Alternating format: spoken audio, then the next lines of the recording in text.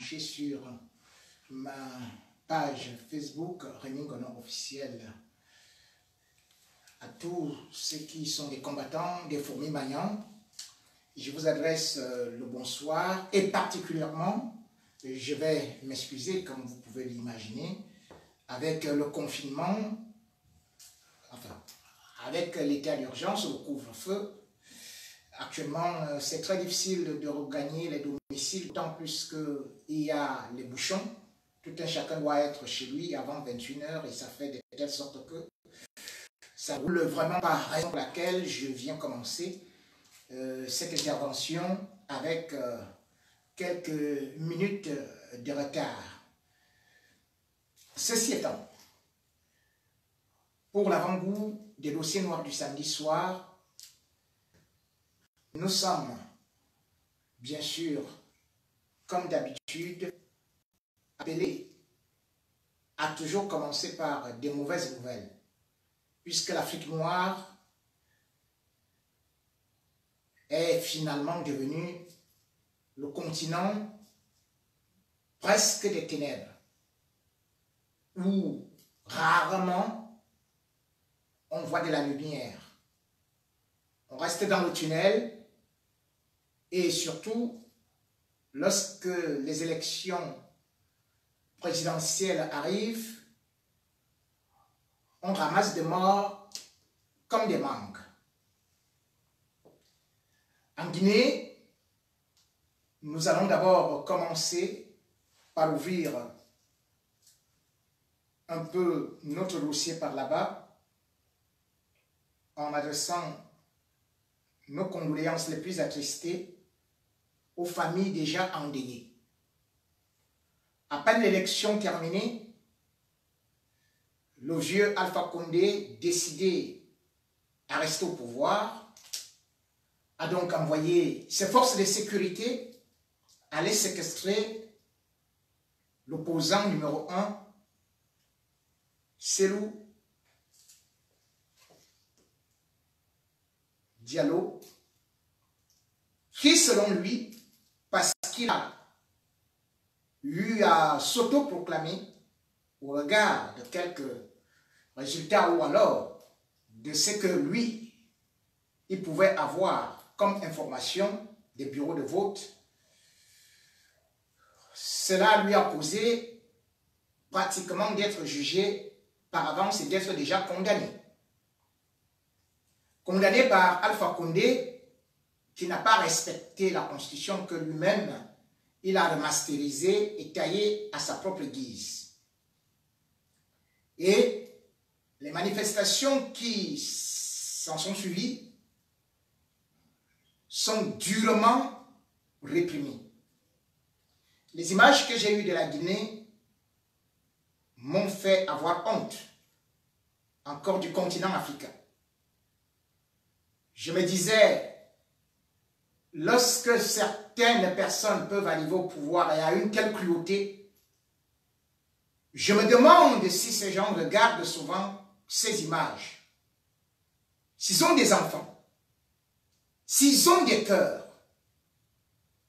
comment est-ce que les policiers ou encore l'armée, les forces de sécurité d'Alpha Condé agissent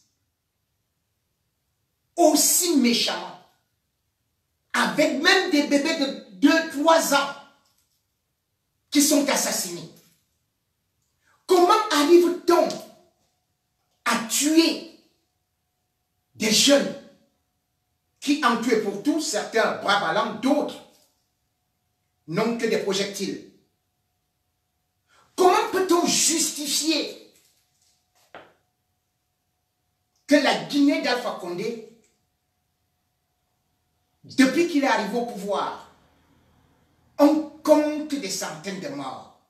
Chaque manifestation est punie de tirs à balles réelles. Les images que j'ai eues et que je ne peux malheureusement pas diffuser parce que c'est trop de sang, ça me donne des cauchemars. Des cauchemars lorsque je vois l'avenir d'un pays sombrer. Lorsque je vois les jeunes qui représentent le futur se faire assassiner. Lorsque je vois la photo de cette belle petite jeune fille assassinée alors qu'elle était toute souriante. Lorsque je vois ces massacres, comment peut-on me dire aujourd'hui que l'Afrique est sortie de la barbarie? Comment peut-on me convaincre que le diable n'est pas noir? Finalement, on donne raison à certains racistes qui ont souvent dessiné le diable noir. En fait, le diable, ce sont les dirigeants africains et particulièrement de l'Afrique francophone. Pour le pouvoir, ils transforment leur pays en enfer. Pour le pouvoir, ils transforment leur pays en mouroir. Pour le pouvoir, ils sont prêts à faire que tout un peuple soit exterminé et qu'il reste seul avec leurs fanatiques extrémistes. Quand je vois la Guinée aller en vrille avec Alpha Condé, et lorsque je sais que les résultats officiels n'ont même pas encore été proclamés, j'imagine ce qui va se passer. Nous ne sommes qu'au début. Les lendemains seront encore plus que sombres, apocalyptiques. Malheureusement, ce n'est pas que seulement cette Guinée. Parce qu'à côté, on voit aussi la Côte d'Ivoire qui s'approche inéluctablement vers une crise post-électorale qui risque malheureusement encore de conduire au phénomène de 2010, cette guerre civile qui est en train de poindre.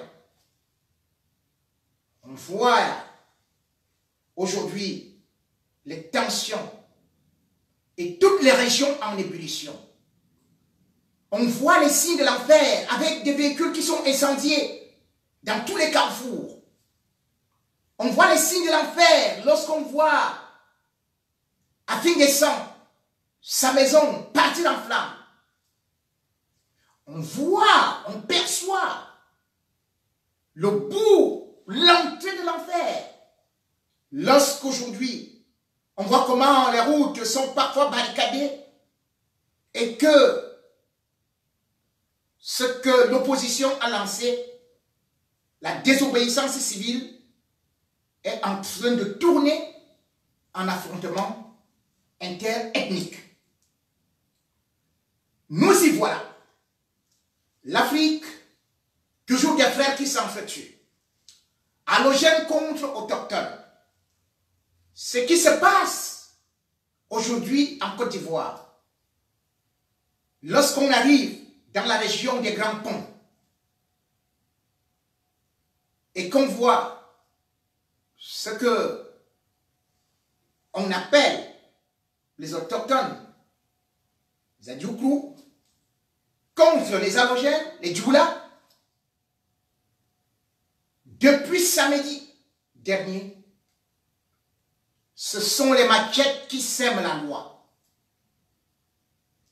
Depuis samedi, à Dabou, on voit des hiboux. On entend des hiboux. C'est de la sorcellerie qui est en train de se faire avec des sacrifices, avec le démon qui danse sur le volcan. Le président des régions, lui-même, bien qu'ayant été dans une messe pour la réconciliation des peuples des différentes ethnies, est carrément en pleurs. Est-ce que Ouattara l'entend? L'oiseau de malheur n'est pas là pour le bonheur seulement. Il annonce le malheur. Il annonce l'horreur. Il est de la terreur. Ce qui se passe en Côte d'Ivoire et que nous avons eu à souligner, à relever depuis, est en train de se réaliser. Je n'aimerais pas faire des prophéties de Malachie. Mais le rôle d'un journaliste est aussi d'alerter. Nous sommes des éveilleurs de conscience. Nous sommes pour l'alerte auprès de la communauté nationale et internationale. Beaucoup parfois nous disent, voilà ce que vous vouliez, comme si nous, on prend des armes et on va tuer les autres. Mais lorsqu'on parle des dirigeants africains assoiffés de pouvoir, lorsqu'on parle de la manipulation ethnique qui est faite par les dirigeants africains, lorsqu'on voit par exemple comment les Peuls sont pourchassés en Guinée, lorsqu'on voit tel et contre tel s'opposer en Côte d'Ivoire, lorsqu'on voit un pays scindé en deux, nord contre sud, est-ce les journalistes, la diaspora, ou les opposants, tout simplement, qui le font? Ceci est d'abord de la responsabilité de ceux qui sont supposés mettre ce qu'on appelle l'unité nationale en application. Or, ils n'ont jamais voulu cette unité nationale. Parce que pour eux, la meilleure façon de gérer les Africains, c'est à la mitraillette. La meilleure façon de gérer leur pays, c'est dans le bain de sang. Mais ce bain de sang, même quand Satan en a déjà trop bu, lui-même est fini par les appeler. Ainsi finissent-ils. Ainsi périssent-ils. Qui de ces dirigeants africains a déjà eu de grands honneurs? On les voit comme Mobutu, qui pesait à peine, lui qui était si costaud, il ne faisait même plus 60 kilos. Que dis-je? 40 kilos à peine. Lorsqu'on voit l'état d'Ali Bongo, puis aujourd'hui, est un légume, alors qu'il se vantait avant l'élection, alors qu'il faisait la boxe pour démontrer sa puissance devant Ping. Aujourd'hui, Ali Bongo lui-même s'est constitué prisonnier dans son propre palais. Parce que la séance d'exorcisme est en train de se passer au Gabon en ce moment. Lorsqu'on voit aujourd'hui l'Église qui a décidé aussi de lancer la désobéissance civile dès le 25 octobre. Ali Bongo va-t-il résister lorsque les vents contraires et lorsque l'horoscope est déjà contre lui dans la mesure où les syndicats de la finance, de la filière financière, ont aussi décidé d'entrer en grève. Ce qui veut dire que les fonctionnaires gabonais n'auront plus bientôt de l'argent. Et là, tout le monde va donc descendre dans la rue. Ali Bongo, aujourd'hui prisonnier dans son palais, n'est pas seul.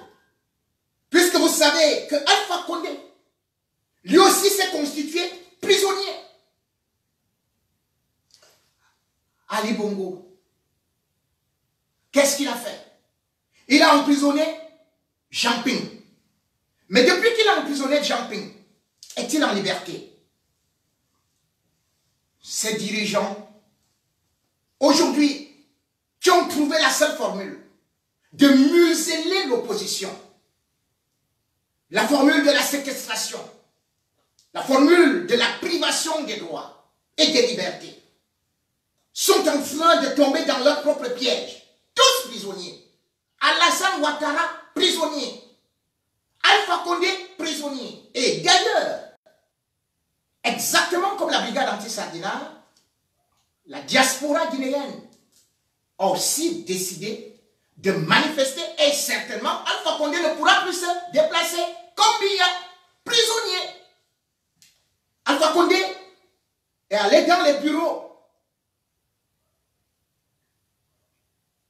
de son opposant, celui d'Alain Diallo, pour les saccager. Il est parti verser là-bas 10 pick-up de l'armée pour détruire les preuves que ce monsieur détenait qu'il a remporté l'élection présidentielle. Comme Ali Bongo, comme Paul Biya, eh bien, Alpha Condé a aussi décidé d'emprisonner son opposant.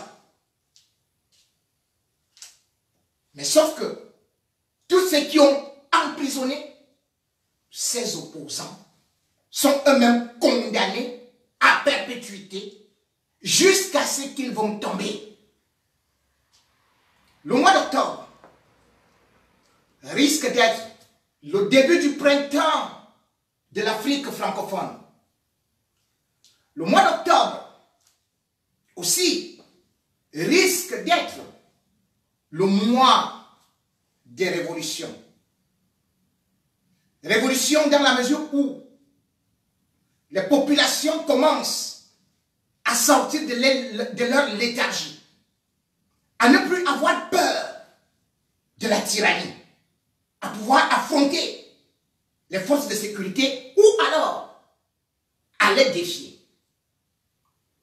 Aujourd'hui, encore une fois de plus, Maurice Kamto, qui lorsqu'on entend seulement son nom, tout le régime Biya tremble. Il a pris tout un gouvernement et toute l'armée du Cameroun en otage. C'est maintenant Maurice Kamto qui dirige. Dès qu'il est terminé, boum, les militaires, les gendarmes sont mobilisés. Gendarmerie, police, le palais de Tidi tremble. Qu'est-ce que Maurice Kamto va encore faire? Le prisonnier le plus gardé d'Afrique, Maurice Kamto, malheureusement, n'a plus à manger. Ce que c'est depuis quasiment le 21 septembre. Il n'a pas chez lui un grenier. Alors, sa vice-présidente, Tyriane Noir, ainsi que la présidente des femmes du MFC, ont décidé, avec 3 avocats, aller rendre visite à leur président. Au président du MFC, ils ont acheté des vivres pour qu'ils puissent tenir. Parce que vous tous, vous le savez, même quand on entre en confinement, on a l'autorisation d'aller faire le marché. Même quand il y a couvre-feu, on doit se ravitailler. Et aucune maison individuelle au Cameroun ou même en Afrique ne peut se permettre d'avoir et de prévoir des réserves de 1 mois, 2 mois, 3 mois. C'est aussi simple que ça. Le MRC n'a pas communiqué par rapport à ces déplacements. Parce que le directoire du MRC C'est dit que si on le dit, ils vont dire que nous avons organisé une manifestation.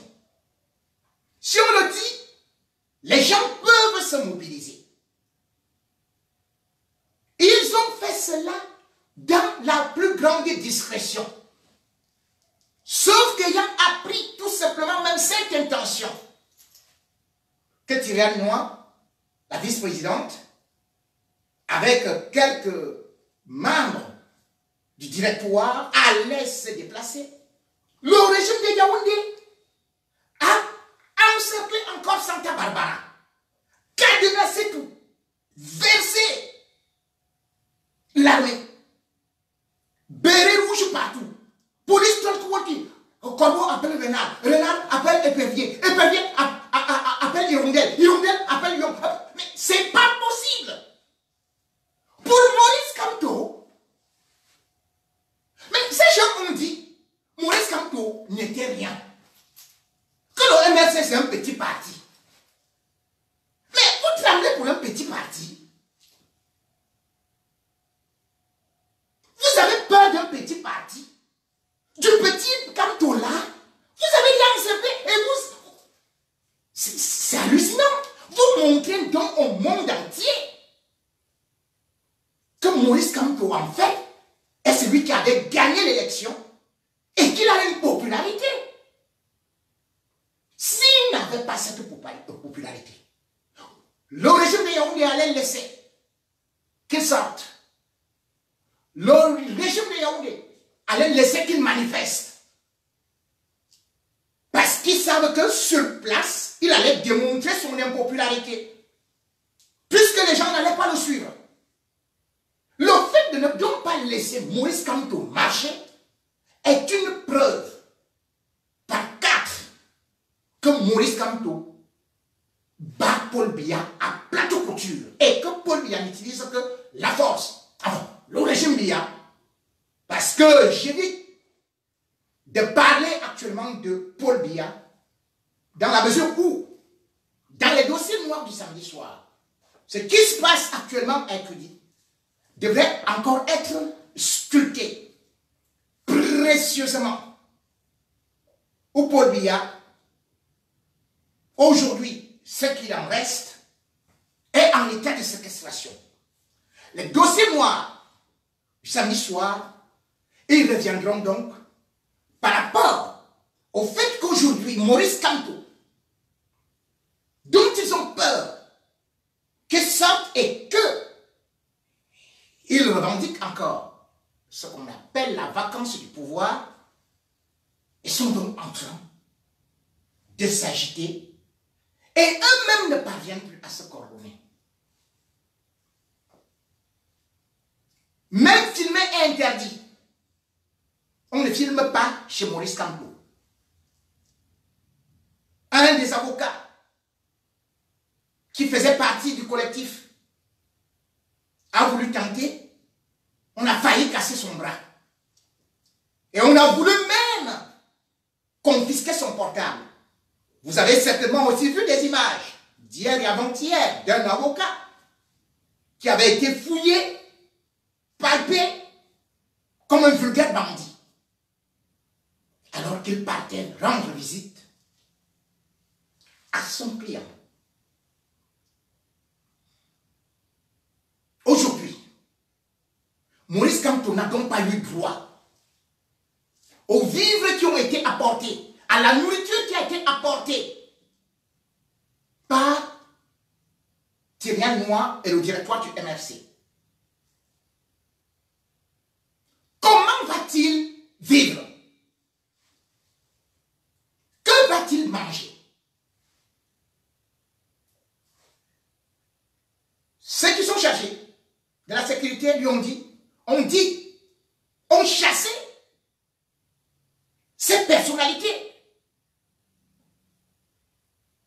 Presque à coups de pied. En leur disant cependant que c'est eux qui allaient se charger de remettre la nourriture à Maurice Kamto. Et nous arrivons à ce que j'avais déjà dit. Cette nourriture, si jamais même elle arrivait, elle sera empoisonnée. Elle sera piégée. Voilà l'objectif assassin de ce régime. Tuer Maurice Kamto à petit feu. Et jusqu'au moment où je vous parle, cette nourriture, ces vivres n'ont pas été remis à Maurice Kamto, qui a été obligé de sortir. Et quand il est arrivé devant ces hommes en tenue, il leur a dit comment est-ce qu'il ne peut plus avoir droit à la nourriture.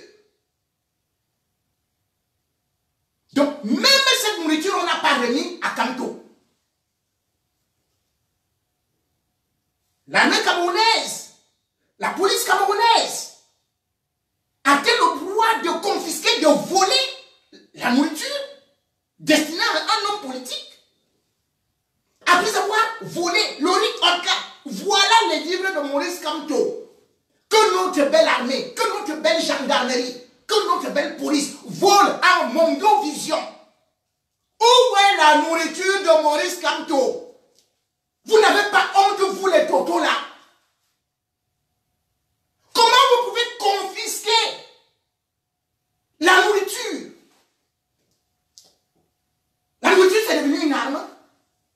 Oui, c'est une arme parce que ça peut, contre vous, puisque ça peut maintenir Maurice Kamto en vie. Et ce n'est pas ça que vous voulez. Vous voulez le tuer. Le projet d'empoisonnement est là depuis. Et nous prenons à témoin la communauté nationale et internationale sur ce qui est en train de se passer aujourd'hui. Nous prenons à témoin tout cela qui, depuis des lustres, les ONG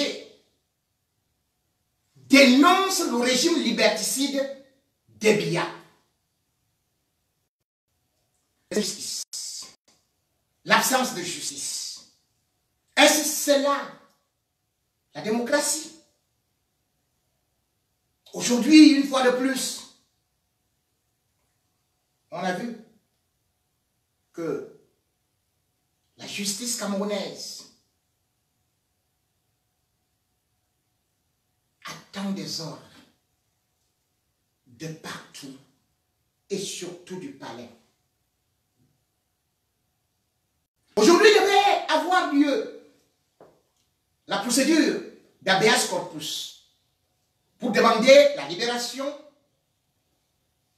de Bibou Nissak, le porte-parole de Maurice Kamto, avec le professeur Foguet, qui est son conseiller, et ainsi que 16 autres militants du MRC. Maître Méli a donc tout fait dans les règles de l'art pour que cela se fasse au tribunal de grande instance de Yaoundé. Le procureur de la République a fait une demande d'extraction des prisonniers pour qu'ils se présentent au procès. À 9 h, les manifestants qui sont toujours retenus au commissariat central de Yaoundé ont été extraits. Sans manger. Ils sont restés au palais de justice jusqu'à 17 h.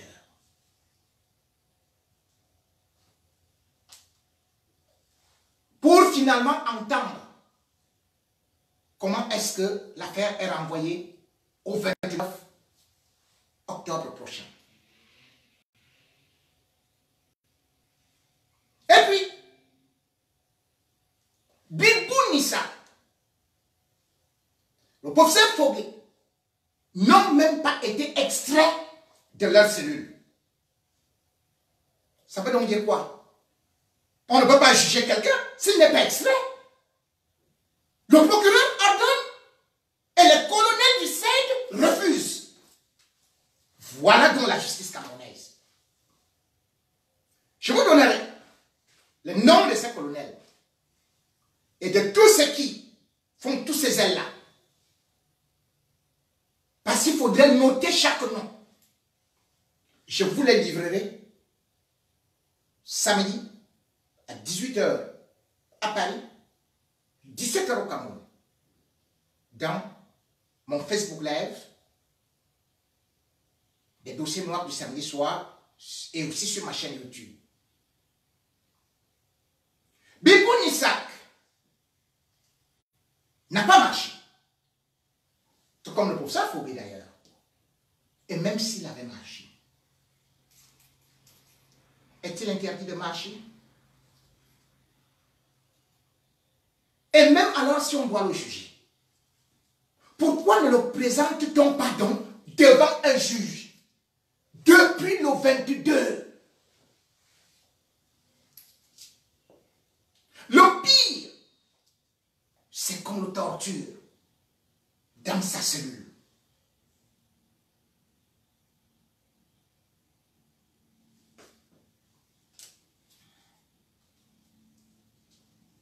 Oui.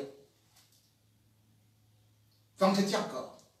Non seulement quand il est arrivé dans cette cellule, il n'y avait même pas de matelas. Il dormait par terre. Maintenant, on est venu avec un semblant de matelas. Et vendredi dernier, on est entré dans sa cellule pour le violenter, pour le tabasser. Il a été torturé. Et lorsque son avocat est arrivé, non seulement on a d'abord refusé qu'il le voie, mais après plusieurs démarches, lorsque l'avocat a réussi à le voir, eh bien, toutes les notes qu'il prenait ont été arrachées par le lieutenant Gamso. Gamso a arraché les documents entre les mains d'un avocat. Le témoignage, il a décalé.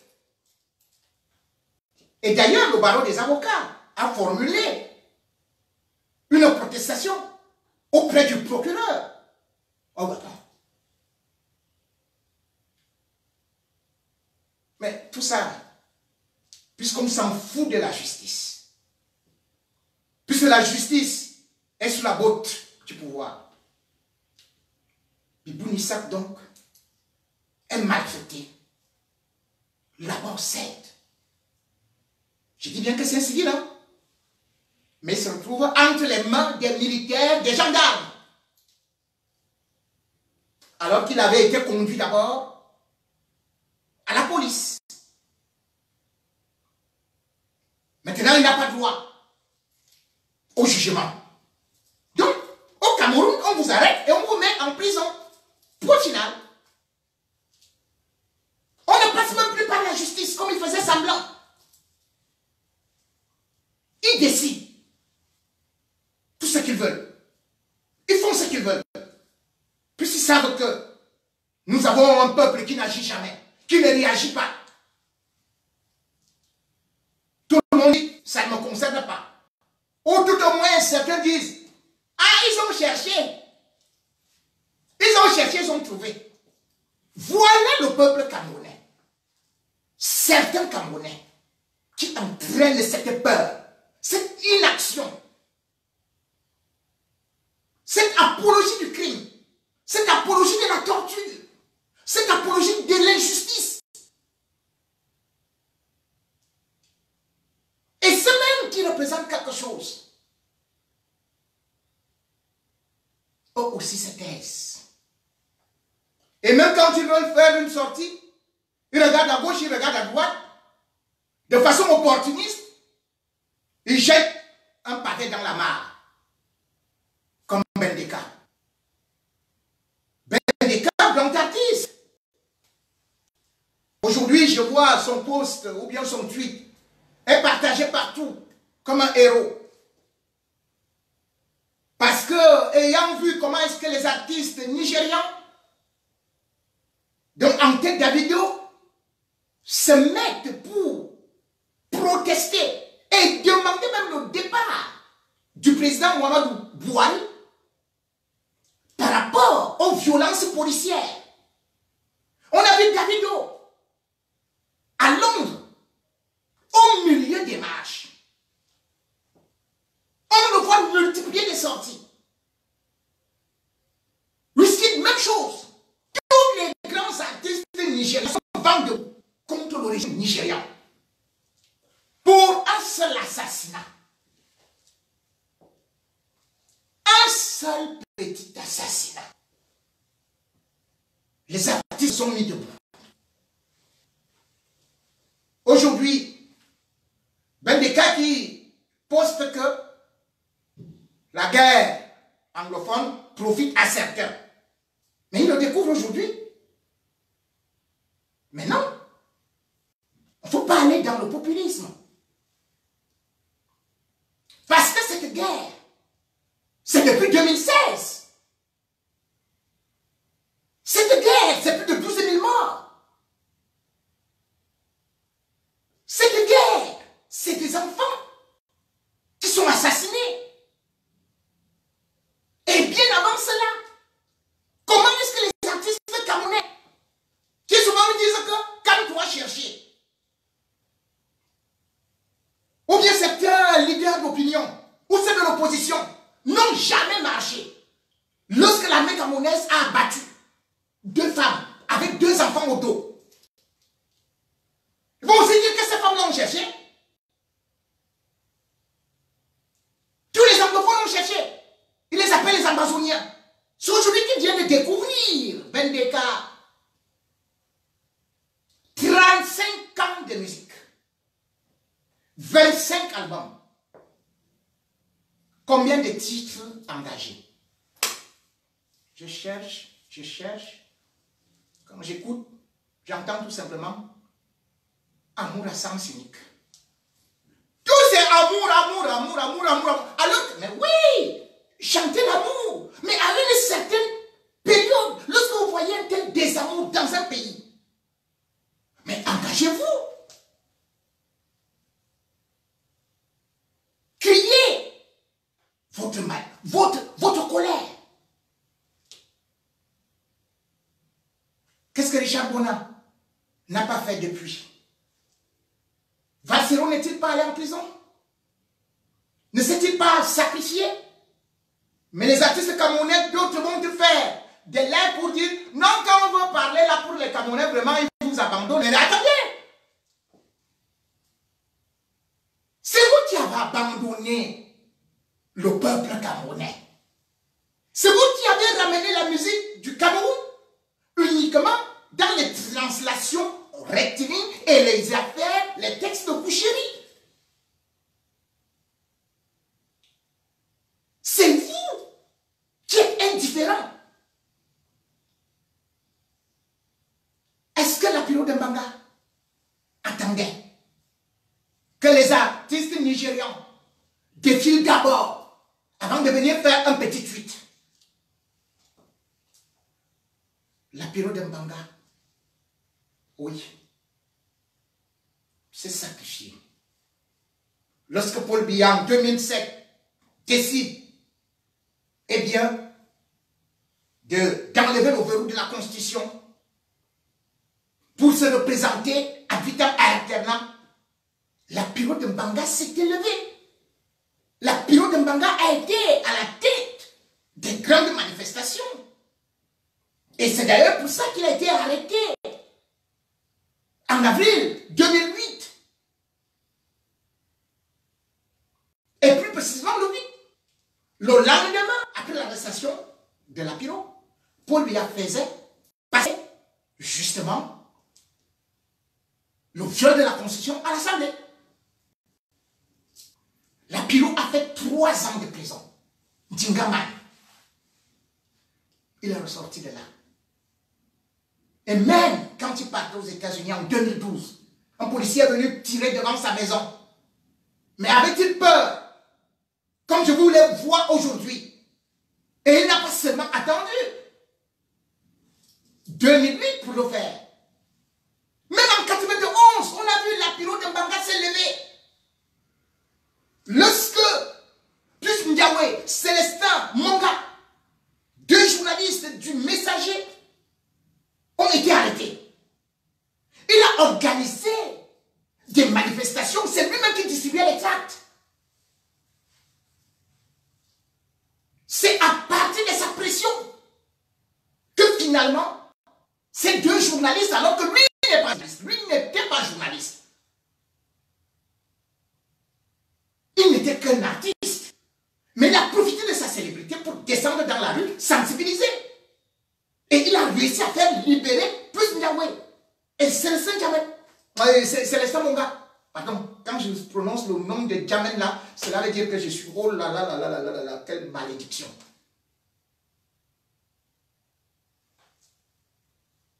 C'est la période de Mbanga. Même en 2013, vous l'avez vu, il était à Also, devant la Ligue internationale des droits de l'homme, pour parler des conditions de détention des prisonniers au Cameroun, de la privation des libertés. C'est comme ça qu'il défendait. Et d'ailleurs, avant sa mort,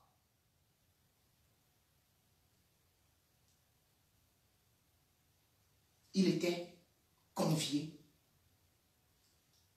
au Sénat américain.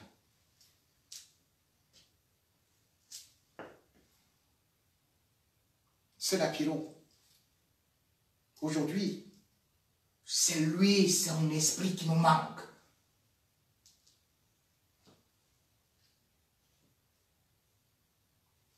Cet esprit qui doit animer les artistes, comme les artistes nigérians, peut-être parce qu'il est né au Niger, peut-être parce qu'il s'est formé au Nigeria.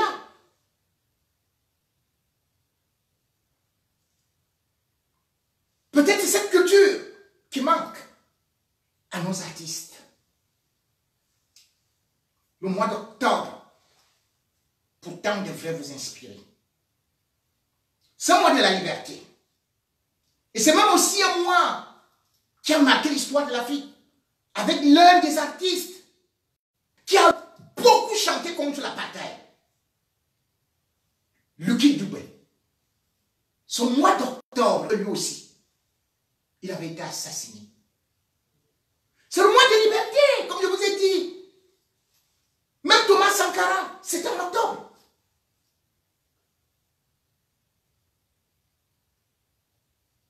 Kadhafi, je vous dis, c'était en octobre. Et lorsque vous regardez ce que Lucky Dubé faisait, il chantait contre l'apartheid. Il a été tué à 43 ans. Mais il a laissé 21 albums inoubliables. Que laisserez-vous, artiste camerounais? Comment entrerez-vous dans l'histoire? Uniquement avec le mot sardinard. À peine une chanson qui puisse sensibiliser sur la liberté, sur la démocratie. À part quelques textes de Longuet, ou encore de Willy de Paris. Combien d'artistes camerounais se sont déjà indignés sur la liberté, sur les journalistes séquestrés? Quel artiste camerounais est sorti pour protester ou pour même s'inspirer de la mort du journaliste Ouazizi? Samuel. Personne. Si c'est aujourd'hui la métamorphose, que cela soit donc pour Bendika à 65 ans. C'est possible qu'il puisse peut-être se refaire un examen de conscience.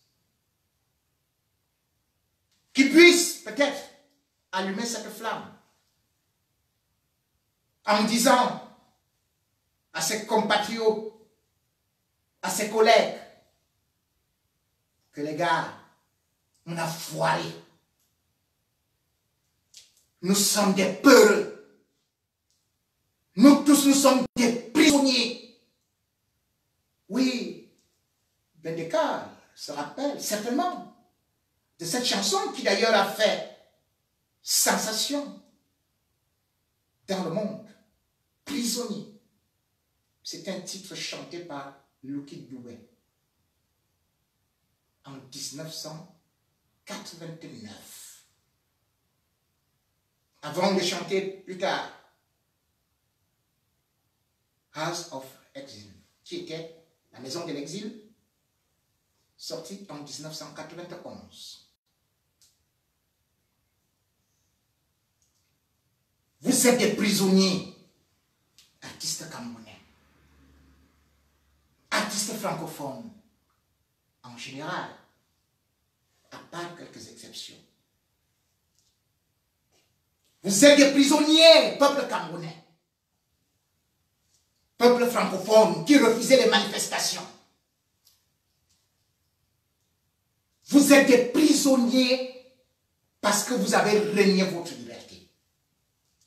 Et je vais vous citer quelques paroles de cette chanson, Prisonnier de Lucky Dubé, pour que vous compreniez jusqu'où il avait vu juste. Quelqu'un m'a raconté ça.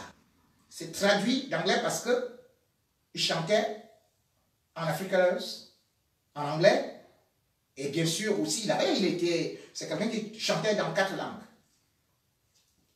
Mais je vous donne la traduction de cette chanson qui devrait rester dans vos mémoires pour ce mois d'octobre où il a été assassiné par 3 individus. Je cite Lucky Dubé. Quelqu'un m'a raconté ça. Quand j'étais petit, il m'a dit, le crime ne paye pas. Il m'a dit, l'éducation c'est la clé. Ouais. Quand j'étais petit, je pensais que je savais.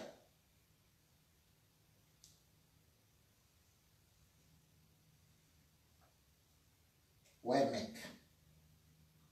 Mais aujourd'hui, je me retrouve en prison. Je suis prisonnier. Mais je n'ai rien vu. Le policier m'a dit, fils, ils ne construiront plus d'école. Tout ce qu'ils construiront, ce sont des prisons. Des prisons parce qu'aujourd'hui, ouais, je suis prisonnier. J'ai demandé aux policiers, combien dois-je payer pour ma liberté? J'ai demandé aux policiers, combien devrais-je payer pour ma liberté? Il m'a dit, fils, ils ne construiront plus d'écoles. Ils ne construiront plus d'hôpitaux. Tout ce qu'ils construiront, ce sont des prisons. Des prisons. Je suis prisonnier. Signé Lucky Dubé. Aujourd'hui, tu dis que l'État, le gouvernement, t'empêche de marcher. Qu'il faut respecter tout ce que les bandits à col blanc disent. Comme aussi les blancs disait aux Noirs de respecter l'apartheid, de respecter les injustices. Tu es prisonnier. Aujourd'hui, Maurice Kamto est prisonnier. Aujourd'hui, Jean Ping est prisonnier. Aujourd'hui,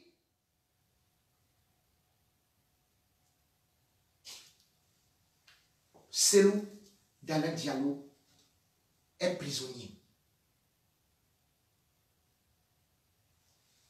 Mais pose-toi des questions. À qui le prochain tour d'être prisonnier? Puisque de la prison où tu te trouves chez toi, on t'enlèvera de là pour te mettre dans une autre prison encore beaucoup plus réduite. Jusqu'à ce que tu ne seras plus rien. Rien. Rien. Face tu es mort. Pile, je te tue. On m'appelle J. Pour moi, Rémi Ngono. Dieu pardonne, moi pas.